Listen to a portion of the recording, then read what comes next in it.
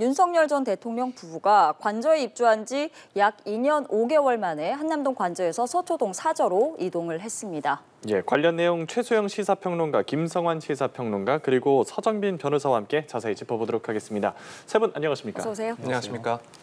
네, 조금 전 5시 10분 정도에 윤석열 전 대통령이 한남동 관저 앞에 모습을 드러냈습니다.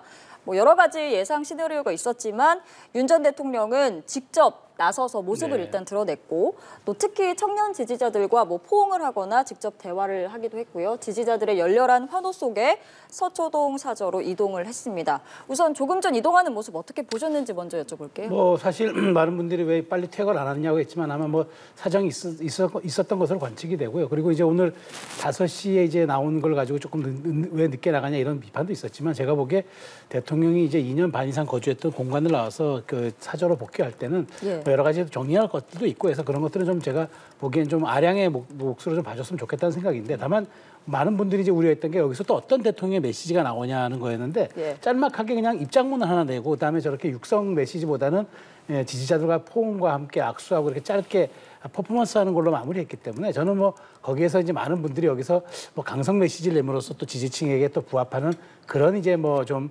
대통령의 그런 방향성을 보이지 않느냐 많은 부분들이 있었지만 그 예측대로 가지 않았고 결국 대통령은 지금 사저로 30분 만에 복귀해가지고 지금 이제 제2의 인생을 시작하는 것이기 때문에 저는 이 부분에 대해서 왜 대통령이 저렇게 많은 사람들과 함께 지지자들과 포옹하고 또 이렇게 대통령이 이렇게 차에서 내려서까지 저렇게 말하자면 행동하는가 이런 부분에 대한 비판들은 저는 좀 그것으로 정치적으로 좀 확대 해석하기에는 조금 너무 과도한 부분이 있다고 생각합니다. 네, 그리고 메시지를 언급을 해주셨는데 윤 전 대통령이 자유와 번영의 대한민국을 위해 노력하겠다라는 짤막한 메시지를 냈어요. 이 부분에 대해서는 좀 어떻게 해석할 수 있을까요? 지난번에도 대통령의 메시지가 대부분 짧습니다. 이제 이게 뭐냐면은 지난번 이제 그 대통령 말하자면 이제 파면되고 나서도 사실 짧게 입장문을 내는 것들이 저는 제가 보기에 긴 얘기보다는 오히려 대통령이 이제 남은 임기 동안 국민의 사랑을 받은 것을 보답하고 그다음에 대한민국 이제 한 구성원으로서 이제 할 수 있는 일을 하겠다. 자유와 번영. 특히나 이제 대통령이 아까 윤 전 대통령이 강조했던 것들이 청년 세대에 대한 그런 부분들과 미래 세대에 대한 어떤 우리 기성 세대의 어떤 그런 배려들 이런 것들을 많이 강조했기 때문에 저는 앞으로 그런 부분에서 메시지는 조금 나올 수는 있지만 정치 현안에 대한 어떤 그런 것들은 자제될 것으로 생각이 됩니다. 네, 저희가 지금 화면으로는 조금 전 화면을 보여드리고 있는데요. 서초동 사저 앞 모습인 것 같습니다. 윤석열 전 대통령이 한남동에서 5시 10분쯤 나와서 약 15분 정도 이동을 했고 서초동 사저로 들어가면서 지지자들과 직접 악수를 하고 인사를 나누는 모습인데 김성환 평론가께도 여쭤볼게요. 이렇게 나와서 인사를 나누고 들어가는 모습 어떻게 보셨나요? 윤석열 대통령이 당선됐을 때 그때 용산으로 나갈 때 장면을 역으로 돌린 것 같은 느낌을 받았어요. 화면을 거꾸로 돌리면 똑같은 장면이 연출되는 거 아닌가 그런 생각이 들 정도였는데요. 많은 시민들이 헌정 질서를 무너뜨리려고 했던 대통령의 행위에 대해서 다시 헌정 질서를 회복해달라고 민주주의 질서를 다시 회복시켜달라고 거리로 나섰고 헌법재판소에서 윤석열 대통령을 파면했습니다. 그러면 시민들의 그 노력에 따라서 헌법재판소 재판관들의 결정에 따라서 대한민국 민주질서가 어찌 보면 다시 세워졌다고 할 수 있거든요. 근데 다시 세운 그 바닥 위에서 민주주의가 용인하고 감내할 수 있는 수준 않고 오히려 더 떳떳한 모습을 보이면서 헌재 결정에 불복하는 듯한 태도를 보이는 것을 국민들은 어디까지 참아줘야 될 것인가 이런 생각이 들고요. 윤 대통령이 오늘 입장 밝힌 거 보면서 나라 국민을 위한 새 길을 찾겠다 이렇게 얘기를 했더라고요. 새 길 찾지 마셨으면 좋겠고요. 윤 대통령 지금 석방된 상태인데요. 다시 내란 수기 혐의로 부하들과 같이 구치소에 가는 게 그게 나라를 위한 길이고 국민을 위한 길이라고 생각합니다. 예, 알겠습니다. 아시다시피 윤석열 전 대통령이 파면된 지 일주일이 걸려서 서초동 사저로 오늘 거처를 옮겼는데 박근혜 전 대통령 같은 경우에는 파면되고 사흘 정도가 걸렸는데 그보다 좀 오래 걸린 이유 최소영 평론가님께서는 앞서 머문 기간만큼이나 정리할 것들이 좀 많았지 않겠나 그런 말씀 주셨고 어떻게 생각하십니까? 일단 경호 문제 준비가 좀 필요했을 거예요. 왜냐하면 관저하고 좀 다르잖아요. 아무래도 여러 주민들이 함께 사는 공동 공간이기도 하고요. 그러니까 경호 문제에 있어서 여러 가지 해결해야 될 문제가 있었을 거라고 생각하는데요. 근데 거기 이미 6개월 동안 살았던 경험이 있잖아요. 근데 거기에 따르는 경호 대책은 제가 볼 때 매뉴얼로 이미 다 만들어져 있었을 것 같거든요. 근데 그 매뉴얼로 만들어져 있는 데에서 굳이 일주일씩이나 시간이 걸려야 될 필요가 있었겠는가? 이 부분에 대해서는 약간 의문이 좀 남습니다. 그러니까 여러 가지 이제 구간 해석이나 억측이 나올 수밖에 없는데요. 예.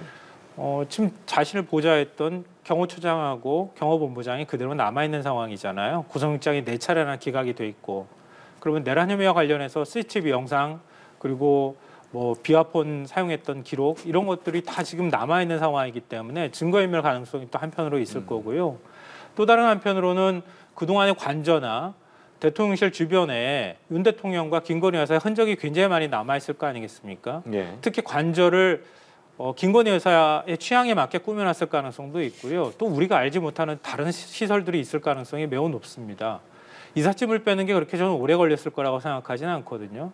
그런 면에선 여러 가지 그동안에 자신들이 남겨놨던 기록이든 뭔가 설치해놨던 무엇이든 간에 국민의 지탄을 받을 만한 것들이 있었다고 하면 그것들을 철거하거나 없애는데 상당 시간이 필요했었지 않았을까 그런 생각이 들고. 다가 사실 관저로 간 거니 관저 공사를 해야 되니까. 예. 그런데 이제 경호 문제가 사실은 경호의 수칙이 하나 있습니다. 뭐냐면 바로 그 옆동은 그러니까 옆 대통령 그러니까 그 VIP가 거주하는 바로 옆동은 바로 네. 이제 이게 비워줘야 되고 그다음에 그 공간 빈 공간 상태에서 경호가 이루어져야 되기 때문에 저는 그런 부분들에 대한 디테일한 게 있을 거라고 보고요. 지금 뭐 일각에서 제기하는 뭐 증거를 인멸하면 뭘 인멸하겠습니까? 사실상 이미 이제 모든 뭐 기소되고 지금 재판이 진행 중인 상황인데 그리고 또 경호처 관계자들과 뭐 수기할 게 있다면 또 얼마나 하겠습니까? 저는 그런 것들은 아니라고 보고요. 다만 대통령이 왜 즉각 파면되고 나서 2, 3일 사이에 가지 않느냐는 비판은 합당하게 할 수는 있으나 그럼에도 불구하고 전직 국가 원수였고 또 그런 것들에 대한 좀 우리 사회 폭로를 아량, 정치적 도의 이런 걸로 해석해야지 뭐 증거인멸의 이런 부분으로 좀 과도하게 해석하는 건 좀 무리가 있다고 봅니다. 근데 이 알겠습니다. 말씀 꼭 드리고 싶은데요. 예. 그냥 전직 대통령이 아닙니다. 헌법재판소에서 파면당한 대통령이에요. 그것도 내란 혐의와 관련이 돼 있고요. 근데 이랬던 대통령이 국민들한테 몸을 낮추고 자신의 행위에 대해서 반성하고 성찰하는 모습을 보였다고 하면 국민들이 더 많이 용인했을 거예요. 그러니까 이 정도는 참아줄 수 있어라고 하는 생각을 할 텐데요.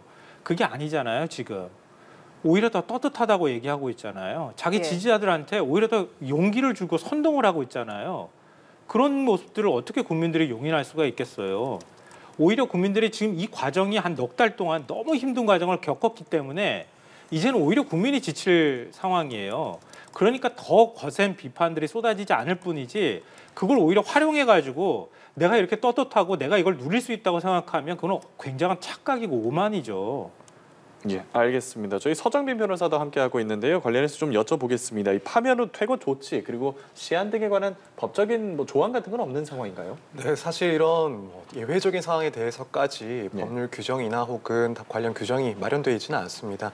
그렇기 때문에 이런 명문상의 근거가 없어서 이제 윤 전 대통령이 과연 언제까지 이 퇴거를 할 것인지 여기에 대해서 상당히 이야기가 있어 왔었고요. 심지어는 만약 일정 기간 동안 관저에서 퇴거하지 않으면은 뭐 법적인 조치까지도 강구를 하겠다, 형사적인 문제까지도 제기를 할 수 있다라는 이야기가 나왔었는데 사실 이런 것들은 결국에는 이 대통령이 파면이 되었을 때 관저를 어느 시점까지 퇴거를 해야 되는지와 관련된 명확한 규정 혹은 내부 지침 등이 없기 때문에 이런 이야기들이 나왔다라고 이해를 할 수 있을 것 같습니다. 네, 이제 관심은 조기 대선으로 점점 더 쏠리고 있는 상황인데 윤석열 전 대통령이 오늘 관저에서 이제 사저로 이동을 하면서 앞으로 어느 정도의 영향력을 발휘할 것인가, 그러니까 말 그대로 사저 정치를 할 것인가에 대한 관심이 쏠리고 있습니다. 그동안 사실 대선과 관련한 메시지를 내기는 했어요. 일단 파면된 직후에 권성동 국민의힘 원내대표 등 당 지도부에게 당부를 했습니다. 시간이 많지 않기 때문에 당을 중심으로 대선 준비를 잘해서 꼭 승리하기 바란다, 이렇게 입장을 낸 바 있고 그 이후로 예비 대선 주자들을 직접 만나서 관저에서는 메시지를 간접적으로 전하기도 했는데 앞으로는 좀 전망을 어떻게 해볼 수 있을까요? 그러니까 이제 윤석열 전 대통령이잖아요. 예. 파면된 대통령이잖아요. 근데 대선은 우리가 흔히 이렇게 얘기합니다. 전망형 투표, 미래형 투표라고 얘기합니다. 총선은 이른바 징벌형 투표, 평가적 투표라고 얘기를 하고 회고형이라고 얘기하는데 자 그러면 우리 사회가 미래 5년의 임기를 맡길 새로운 대통령을 뽑는데 전직 대통령의 영향력이 있다면은 그게 사실상 그게 과연 그게 정당에게 온당하게 적용이 되겠습니까? 그러니까 저는 이 정확하게 대선은 민심이 당심을 견인하는 선거입니다. 그렇기 때문에 지금 각 당에서도 얼마만큼의 오픈 프라이머리를 할 것이냐, 얼마만큼 여론조사의 폭을 100% 국민 여론조사를 할 것이냐, 이런 것들을 논의하는 구조가 바로 여기에 기인하는데 등과 분열을 초래할 만한 그런 언사는 저는 없을 것으로 전망합니다. 그러니까 경선 전과 후가 조금 달라질 수 그렇죠. 있을 것이다라고 네. 전망을 하신 것 같은데 같은 생각이신지 궁금합니다. 윤석열 전 대통령의 태도는 익히 예상할 수 있는 바였어요. 윤 대통령이 한 번도 예상을 비껴간 적이 없거든요. 그러니까 관저에서 나와서 사저로 이동할 때도 역시 저런 모습을 보일 가능성이 많다고 생각했었는데 아니나 다를까 똑같은 모습 보였고요. 앞서도 제가 말씀드렸던 것처럼 나라와 국민을 위한 새길 찾겠다고 얘기하는데 아무 말 하지 않고 관저에서 자숙하면서 기다리겠습니까? 전혀 그렇지 않을 거예요. 지금도 역시 관저에 있으면서도 여러 정치인들 방문하면 또 대선 출마할 정치인을 만났다고 하면 마치 윤 대통령이 대선 후보로 낙점을 한 것처럼 그렇게 얘기들이 흘러나오고 있고 윤 대통령 스스로 뭐 청년을 걱정하니 나라 걱정하는 얘기들을 하고 있단 말이에요. 전 사저로 돌아가도 똑같은 행태가 반복될 가능성이 높다고 봅니다. 다만 국민 다수가 그걸 어떻게 받아들일 것인가에 관한 문제인데요. 네. 국민 다수는 그 문제에 대해서 용인하지 않을 거라고 저는 생각해요. 근데 문제는 뭐냐면 집권 여당이었던 공당인 국민의힘이 어떤 태도를 취하는가에 관한 문제예요. 파면된 대통령을 그대로 둔 상태고 그 파면된 대통령이 무슨 말 할 건지 찾아가가지고 대통령의 말을 하명 듣듯이 들어가지고 와서 국민들한테 알리고 후보들이 마치 윤 대통령이 나를 점 찍어준 것처럼 바깥에 나와서 얘기를 하고 있는 상황에서 무슨 대선 준비가 되겠습니까? 대선 경선이 제대로 될 수가 있겠습니까? 국민의힘이 정말 공당이라고 하면 파면된 대통령을 1호 당원에서 출당시키든 탈당시켜야 되는 거죠. 그것조차도 끊지 못하는데 어떻게 윤 전 대통령을 끌어안고 이번 대선을 치를 수 있겠어요. 그런 태도부터 국민들은 평가할 것이다. 그때부터 국민의힘은 이미 탄핵의 강을 건너지 못하고 탄핵의 강에 빠져버리는 것이다. 언젠간 저는 선을 그을 때가 올 거라고 생각하지만 이번 대선 때는 그럴 기미가 전혀 보이지도 않고 그렇지 않을 가능성이 높다고 보여요. 그러니까 국민의힘 의원들이 가급적 정말 정치를 하고 싶고 대선을 준비하고 싶다 그러면 윤 전 대통령하고 확실하게 선을 긋는 모습을 보여줘야 할 필요가 있다고 생각합니다. 윤 전 대통령의 사저가 주상복합 아파트잖아요. 그러면 경호가 어떻게 이루어지는지 궁금한 게 또 경호팀만 해도 50여 명인데 이 인력이 다 어디에 머무는 건가요? 일단 이 경우에는 그 전의 사례를 조금 비교를 해보면은 충분히 예측을 할 수 있을 것 같습니다. 이제 윤 전 대통령 같은 경우에는 취임 이후에도 6개월 정도 이제 관저가 마련될 때까지 사저에서 머무른 그런 바가 있었고 그렇다면 이제 그때와 유사하게 규모는 조금 줄어들 수는 있긴 하겠지만 유사한 방식으로 경비가 진행되지 않을까라고 충분히 예상을 할 수가 있을 것 같습니다. 그래서 일단 지금 알려진 바에 의하면 이제 이 사저 맞은편에 있는 건물을 이제 경호동으로 또 장소를 구하고 여기에 이제 경호원들이 이제 대부분 좀 주거를 하면서 경호를 하지 않을까 이렇게 예상이 되는 사항이고요. 또 이제 구체적으로는 이 사저의 출입과 관련해서는 뭐 그런 출입 인사들에 대한 검색 등을 통해서 어느 정도 통제가 이루어질 것으로 보이고 이전 방식과 또 비교를 해봤을 때 이 사저가 포함된 아파트 전체를 조금 둘러싸는 형태의 그런 경호도 마찬가지로 이제 진행이 되지 않을까라고 생각이 됩니다. 예. 그러면은 지금 이 거처를 추후에 옮기는 방안에 대한 얘기도 나오고 있는데 윤 전 대통령 부부가 키우고 있는 반려동물만 11마리고 이런 동물들하고 주상복합에서 함께 좀 살아가는 게 어렵지 않습니까? 거처를 옮길 거라 생각하세요? 지금 많은 예측들이 나오고 있는데 저도 그 가능성을 높게 보는 이유가 지금 뭐 반려묘나 반려견도 그렇지만 사실 이 주상복합에서 과거같이 이제 그 주민들이 배려해서 대통령이 당선되고 나니까 바로 국가 원수 경호급에 의해서 이제 엘리베이터도 단독으로 사용하고 거의 통째로 이제 이렇게 배려하다시피 했기 때문에 가능했지만 지금은 또 그런 게 이루어지지 않을 수도 있고 그다음에 전직 대통령이 주거한다는 것만으로도 그다음에 저희 앞이 굉장히 혼잡해질 수 있지 않겠습니까? 이제 찬반 또 집회가 있을 수도 있고 지지자들과 또 반대자들의 어떤 그런 소요가 있을 수 있기 때문에 저는 조금 이제 시간이 걸리겠지만 두세 달 정도면은 집을 신축이 아니라면은 어떤 구옥을 하나 기존에 있는 집을 구해서 경호에 맞게 리모델링하고 하면은 2, 3개월이면 제가 충분할 수 있다고 보기 때문에 제가 보기에는 윤 전 대통령께서는 일단 지금 당장 조만간 다음 주부터 진행될 재판에 좀 집중하는 과정에서 하겠지만 일단 기본적으로 경호 측과 상의해서 저는 서울 외곽이든 경기도 근처든 어디든 아마 단독주택으로 하나 구해서 좀 그 경호 리모델링을 거친 다음에 한다면은 가을 파면이 됐거나 아니면 퇴임 이후에 구속이 되거나 이런 모습들이었단 말이에요. 윤석열 대통령은 불소추 특권에 해당되지 않은 내란 혐의와 관련해서 내란 우두머니 혐의로 구속이 됐었던 상태였단 말이에요. 앞으로 재판을 받는다고 하면 헌법재판소 판단을 뭐 준용해서 그대로 적용할 수는 없겠지만 형사적으로도 처벌될 가능성이 매우 높거든요. 그러면 최소한 1심 정도가 난다고 하면 이제 재판이 시작되기 때문에 일반적인 경우에는 6개월 이내에 구속되는 게 지극히 자연스러운 과정이라고 보이거든요. 근데 그 다음에 만약에 정권이 바뀐다고 하면 내란 특검이든 어떤 방식으로든 지금 내란 혐의 말고도 직권 남용이나 아니면 특수고문 집행 방해 등 다른 혐의들을 적용해 가지고 구속영장을 칠 가능성이 매우 높습니다. 그러니까 경호 문제와 관련해서 국민들 계속 이렇게 보는 것들도 저는 견디기가 쉽지 않다고 생각하고요. 예. 그렇다면 윤 전 대통령을 특검이 뭐 구성이 되든 어떤 방식으로든 해서 신병을 빨리 확보하고 그러고 나면 경호 문제나 이런 것들에 대한 여러 가지 부담이나 논란들이 확실하게 해소될 수 있다고 생각해요. 그러니까 그 부분까지 뭐 아직까지 예단하기는 어렵지만 이렇게까지 우리가 막 여러 가지 검토까지 국민들이 고민하면서 할 필요는 저는 없다고 생각합니다. 그게 제일 쉽고 빠른 길이라고 봅니다. 알겠습니다. 지금 저희가 계속해서 조금 전 화면을 보여드리고 있는데요. 윤석열 전 대통령 오늘 오후 5시 10분쯤에 한남동 관저 앞에 모습을 드러냈고 저렇게 손을 흔들며 이동하는 모습도 저희가 보여드리고 있습니다. 5시 10분쯤에 나와서 이동을 했고요. 5시 30분 정도에 서초동 사저로 이동을 완료한 상태입니다. 자, 윤석열 전 대통령이 서초동 사저에서 앞으로 머물면서 형사재판을 준비한다는 방침으로 알려졌는데 사저는 또 중앙지법과 굉장히 가까운 거리에 있습니다. 변호사님, 당장 다음 주에 윤석열 전 대통령 형사재판 본격적으로 길이 시작되는데 어떤 혐의를 받고 있는지 어떤 내용인지 조금 간단히 소개를 부탁드립니다. 네, 이제 지금 윤 전 대통령이 받고 있는 그 혐의는 결국 12월 3일 이 비상계엄에 대해서 이 내란죄의 혐의를 받고 있습니다. 구체적으로는 이 내란의 우두머리 혐의를 받고 있는 사항이고요. 이전까지는 이제 공판 준비기일이었습니다. 그래서 이 공판 준비기일이라는 것은 이제 이런 복잡한 사안에 대해서 실제로 정식 재판을 시작하기 전에, 정식 공판을 시작하기 전에 뭐 쟁점을 정리한다든가 혹은 증거와 관련된 그런 의견들을 청취한다든가 이런 향후의 재판을 준비하기 위한 절차였습니다.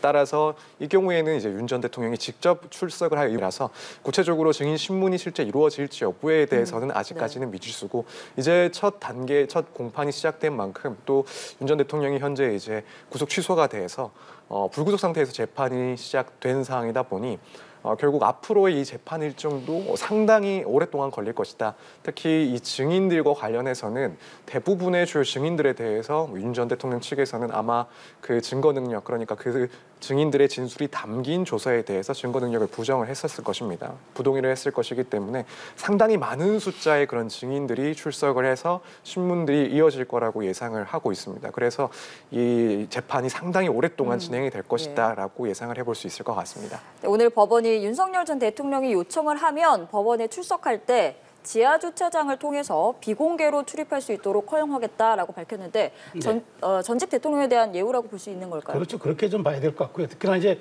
윤 전 대통령은 이제 이른바 지난 한 3개월을 통해서 이른바 탄핵 찬성과 반대 그 광장의 열기가 무지하게 높았잖아요. 물론 이제 그렇기 때문에 윤 전 대통령이 출두하는 과정이라든가 이런 데 대해서도 물론 포토라인을 설치하고 경호가 한다 하더라도 또 불상사를 또 예방할 수밖에 불상사를 또 어떤 우리가 예측할 수도 있는 상황이기 때문에 법원이 그런 점도 고려한 것 같고요. 사실은 우리가 그 인권적 차원에서 앞으로 포토라인에 쓰지 않고 이렇게 그 말하자면 그때 법을 개정한 것들이 피의자의 인권을 보장하고 하는 것도 아니었겠습니까? 전직 대통령이지만 충분히 이번에 사실 공수처 수사 과정에서 윤 전 대통령도 얼마나 많은 사실 또 말하자면 그때 이제 그 피해라고 할까요? 좀 그런 여러 가지 상황들을 입었는데 저는 해야 되거든요. 근데 전례를 따지면 전직 대통령이 이런 대우를 받은 적이 없어요. 전직 대통령도 전부 다 포토라인에 섰습니다. 구속되지 않은 상태면은 구속되지 않은 상태에서도 포토라인에 섰고요.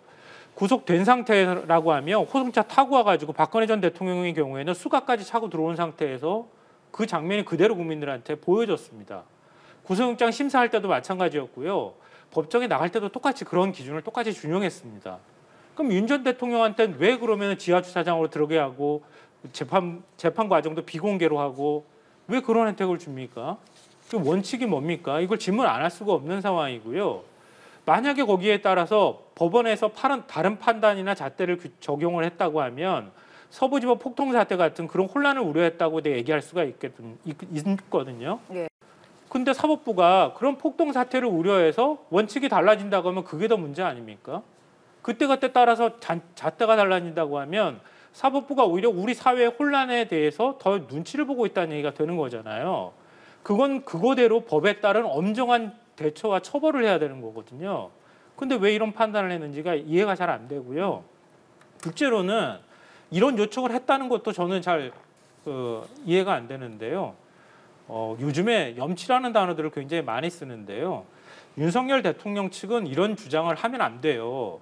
왜냐하면 문재인 정부 때 피의자 인권 보호하겠다고 해서 예규로 포토라인에 서는 문제나 이런 것들은 가급적 피할 수 있는 것들을 만들어놨어요. 예. 근데 윤 대통령 집권하고 한동훈 법무부 장관 되고 난 다음에 제일 먼저 한 일이 뭡니까? 포토라인에 세우는 거였어요. 예규 바꿔가지고. 다른 사람은 인권 보호하겠다고 얘기했을 때 그거 다 필요 없다. 국민 알 권리다. 이렇게 얘기해서 원칙 다 바꿔놓은 사람들이 나는 똑같이 국민 똑같은 피해자로서 인권 보호 받겠다고 얘기를 할 염치가 어디 있습니까? 국민들이 그걸 뭐라고 얘기하겠습니까? 알겠습니다. 형사재판 결과에 대한 관심도 이제 뜨거워지는데 파면이 선고될 당시에 헌재가 탄핵소추 사유 다투어질 쟁점들인데 이 헌법재판소에서 이런 사실관계를 인정하게 된 배경은 물론 이제 실제로 그 관련된 증인들이 출석을 해서 증언을 하기도 했지만 또 상당 부분은 이 관련된 형사 사건에서 현출되는 그런 조서들, 관련자들의 진술이 담겨져 있는 그런 증거들이 상당히 이제 영향을 크게 줬을 것이다라고 보여집니다.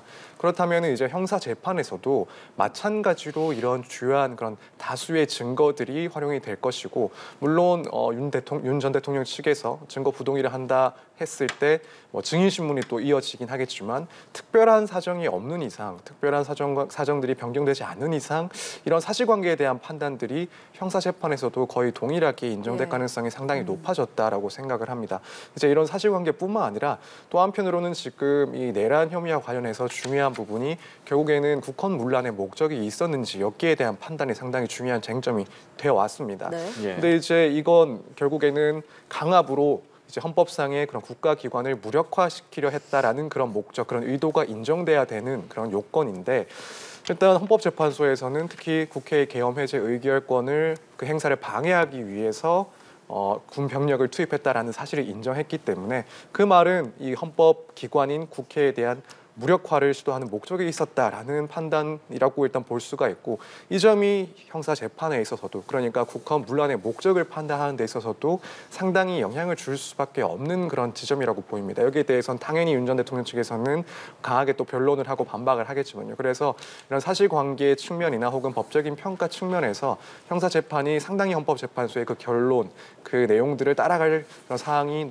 발생했다라고 평가를 하고 있습니다. 예, 알겠습니다. 최소영 평론가님 역시 이 내용에 대한 답변 좀 궁금한데, 더불어서 검찰의 추가 기소 그리고 구속영장 재청구 가능성도 얘기 나오고 있거든요. 가능하다 보십니까? 일단 지금 윤 전 대통령이 파면되고 나서 이제 자연인 신문이 된 거잖아요. 예. 그러다 보니까 이제 재직 중에는 이제 내란죄, 외환죄를 빼놓고는 소출을 당하지 아니한다 조항이 있지만, 이제는 윤 전 대통령에 대해서 직권남용까지도 이제 검찰이 다 들여다보고, 또 그다음에 최혜병 사건이라든가 공수처가 수사하던 그런 과정들도 지금 중단됐다가 다시 이제 재발화가 되기 때문에, 그다음에 또 김 여사를 둘러싼 이제 그런 사안들도 지금 주가 조작이라든가 이런 부분들도 계속 있어서, 어찌됐건 이제 윤 전 대통령에게 어떤 사법에 대해서는 굉장히 사법적인 측면들이 이제 부담이 될 것이다. 그러니까 윤 전 대통령 측은 내란죄만 방어를 이제 주로 이제 하겠지만, 그럼에도 불구하고 검찰이 이제 추가 기소라든가 아니면 죄목 변경을 통해서라도 또 할 수가 있는 그런 지점들이 있기 때문에, 윤 전 대통령 입장에서는 이제부터는 대단히 이제 사법적 절차에 대해서 어떤 정도의 방어권과 어떤 전략으로 이제 재판과 이제 기소 여부에 임할 것이냐, 이런 점들이 매우 중요한 포인트가 될 것 같다는 생각이 듭니다. 예, 형사 재판 어떤 흐름을 타고 어떤 결과에 도착을 하겠습니까? 굉장히 좀 답답한 상황입니다. 예. 수사가 빨리 돼야 되는 거죠. 위헌적인 계엄 선포가 이루어졌고요. 헌재에서 사실상 내란을 일으켰다고 판단을 해버렸습니다. 그런데도 불구하고 관련 수사는 굉장히 미진하거든요. 예. 그러니까 일종의 내란 우두머니란 중요 임무 종사자를 중심으로 해서 수사를 했을 뿐이지, 또 내란 혐의와 관련해서 수사한 일부분만 수사가 됐을 뿐이지 전체적인 왜 내란까지 일어날 수밖에 없었는가에 대한 배경이나 이런 것까지 지금 수사가 안 됐단 말이에요. 예. 그러니까 경호처 압수수색을 하려고 했었는데 경호처 압수수색이 계속 무산이 됐던 거고요. 그러면 검찰이 대통령을 헌재에서 파면했다고 하면 그 다음에 바로 수사를 속도감 있게 진행해야 되거든요.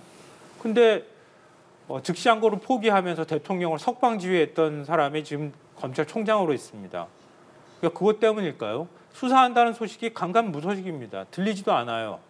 공수처는 검사가 부족해서 안 되고, 경찰은 선거기간에 이미 들어가 버렸으니까 눈치 보느라고 안 하고, 검찰은 아예 윤석열 대통령하고 한 몸처럼 윤석열 정권하고 같이 이루어졌기 때문에 자기 부정할까 봐 수사를 못하면 대한민국 그럼 수사기관이 있어야 할 의미가 뭐가 있습니까? 그러니까 결국 내란 특검이 필요하다는 얘기가 끊임없이 나오는데, 그것 또한 윤 대통령의 이른바 아바타라고 얘기할 만큼 불려도 손색이 없을 만한 한덕수 권한대행이 지금 그 이전에 최상목 권한대행도 거부권을 행사했고, 예. 한덕수 권한대행도 역시 마찬가지로 그럴 가능성이 매우 높거든요. 굉장히 답답한 상황인데요. 정말 우리나라 국민들의 최소한의 공복이라는 인식을 한다고 하면 제 기관이 어떤 역할을 지금 해야 되는지 그 제 역할을 하는 걸 보여줄 필요가 있다고 봅니다. 아니면 나중에 정권 바뀌고 난 다음에 훨씬 더 힘든 상황에서 수사를 할 수밖에 없다는 사실을 좀 예. 기억했으면 좋겠습니다. 조금 더 속도감 있는 수사가 필요하다라고 말씀을 하셨고요. 마지막으로 두 분께 정치권 소식 간단하게 여쭤보고 마무리를 하도록 하겠습니다. 지금 국민의힘 같은 경우 김문수 전 장관과 안철수 의원 또 한동훈 전 대표에서 나경원 의원까지 줄줄이 출마 선언을 하고 있는 상황이고, 이런 상황에 대해서 우선 어떻게 평가하시는지가 궁금하고요. 또 한덕수 권한대행의 행보는 어떻게 예측하고 계신지도 여쭤보겠습니다. 네, 일단 먼저 이렇게 후보가 난립하는 거는 지금 국민의힘 자체가 권력의 진공 상태이기 때문입니다. 그러니까 누구도 오너십을 주장할 수도 없고, 누구도 여기에서 주류다 비주류다를 지금 이제 나눌 수도 없는 상황이기 때문에 많은 분들이 아마 여기에서 출사표를 던지면서, 또 여기에서 만일 이제 대권에 대한 후보 경선에서 통과하지 못하더라도 내년 뭐 지방선거라든가 각급 단위선거 또 당권도 있기 때문에 여기에서 정치적 존재감을 발휘해야만 다음 스텝을 또 기약할 수 있어서 그런 점들이 지금 경선에 많은 참여하는 그 요인들을 좀 부추기는 것 같고요. 또 그런 점들도 있기 때문에 5월 4일이 이제 공직자 사퇴 시한이라서 그 전에만 휴가를 내고 참여할 수 있는 그런 여지들도 지금 두 자릿수 후보들이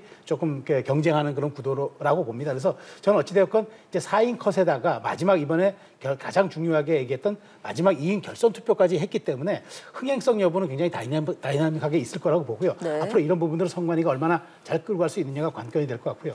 한덕수 지금 대행에 대해서는 이렇습니다. 한덕수 대행의 지금 여러 가지 행보를 놓고 보면은 대선 출마의 가능성을 배제할 수는 없을 것 같습니다. 네. 다만 지금 이제 여러 가지 한덕수 대행도 지금 이제 여론조사에서 첫 등장도 하고 이런 과정들이 있는데, 네. 제가 보기에 이번에 그 사표를 내고 대행의 전격 사표를 내고 뭐 다음 주에 뭐 경선에 들어온다, 그 가능성은 제가 보기에 제로에 수렴할 것 같고요. 중요한 거는 만일 국민의힘 그 대선 후보가 경선을 통해 선출됐을 때 그 이전에 어느 정도 전국 상황 관리가 되고 나면은 거기에서 전격적으로 그만두고 무소속 후보로 투샷 경선을 통한 단일화, 이 부분이 아마 저는 가장 뭐 가능성이 있어 보이지만, 그것 또한 제가 보기에 뭐 사실 국민적인 역풍도 고려할 수도 있고, 또 한대행이 오는 순간 또 선거 프레임 자체가 달라질 수도 있기 때문에 조금 지켜볼 대목이라고 생각이 됩니다. 네, 이번엔 김성환 평론가께는 시간 관계상 민주당 상황에 대해서 좀 여쭤보려고 합니다. 이재명 전 대표 오늘 비전 발표 회견을 열고 K 이니셔티브로 세계를 주도해 나가자 이렇게 밝혔습니다. 이 부분에 대해서 어떻게 평가하고 계신지. 실용주의 이런 것들을 얘기하고 거기에 더해서 오늘 비전 발표회 때 K 이니셔티브를 얘기를 한 건데요. 예. 그러니까 우리가 이제 경제에서 흔히들 얘기하는 것처럼 패스트 팔로우 전략처럼 빨리 쫓아가는 시대는 이미 지나가 버렸거든요. 예. 그러다가 어느 순간 우리가 방향을 좀 잃어버린 것 같아요. 신성장 동력을 만들지도 못하고 새로운 한국 경제의 비전도 갖지도 못했고, 그런 시기들을 윤석열 정권 지나면서 계속 겪었거든요. 네. 그러니까 그런 면에서 우리가 좀 선도할 수 있는 인공지능이나 첨단 산업들을 새롭게 발굴하는 정책들을 국가가 적극 지원하겠다. 대신에 민간이 거기에 함께 뛸 수 있는 이런 환경을 만들겠다. 이런 측면에서 K 이니셔티브라고 제시를 한 것으로 보이고요. 그리고 오픈 프라이머리는 현실적이지 않아요. 지금 이 시점에서 다 열어놓고 100% 국민 여론으로 합시다 이렇게 하는 거는 좀 쉽지 않아 보이고요. 다만 이제 비명계 후보들은 그러니까 역선택 방지 조항 넣지 않고 그냥 여론조사로 합시다 이렇게 하면 자신들한테 유리하잖아요. 근데 유리한 방식으로 끌고 가고 싶은 욕심이 있으니까 계속 그런 부분에 대한 목소리를 내는데 네. 반대로 민주당은 한 달 이상 당비를 낸 권리당원이 250만으로 당비 내겠습니까? 그런 면에서 당원 주권주의하고도 맞지 않다. 그럼 일정하게 절충안을 선택해야 하는데 그게 한 80대 20이든 70대 30이든 간에 그런 방식으로 저는 절충. 관저를 나와서 약 1시간 전에 서초동 사저로 복귀했다는 소식 전해드리면서 김성관, 최소영 평론가, 서정빈 변호사 세 분과 관련 내용 얘기 나눴습니다. 오늘 출연 고맙습니다. 고맙습니다.